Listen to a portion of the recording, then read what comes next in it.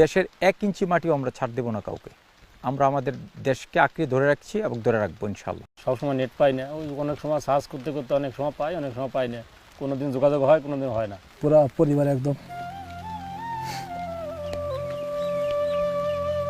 মা আমাকে বলতেছে যে একটা পাঞ্জাবি কিনে নিয়ে আসো। পাঞ্জাবিটা কিন্তু কোথায় যাব? আবহাওয়া বদলে যায়, বদলায় না দায়িত্বের খতিয়ান। কেউ যখন টহলে ব্যস্ত, কেউ আবার সজাগ চাহনিতে নিয়োজিত ডিওপির নিরাপত্তায়। গল্প শুনে আমাদের কষ্টটুকু কেউ উপলব্ধি করতে পারবে না। আমরা একমাত্র এখানে থাকি, আমরাই বুঝি যে এখানকার কষ্ট কতটুকু। আমরা আমাদের শত কষ্টের মাঝে যত দুর্গম পাহাড়ি এলাকায় হোক না কেন, দেশের 1 ইঞ্চি মাটিও আমরা ছাড় দেব না কাউকে। আমরা আমাদের দেশকে আঁকড়ে ধরে রাখছি এবং ধরে রাখবো ইনশাল্লাহ।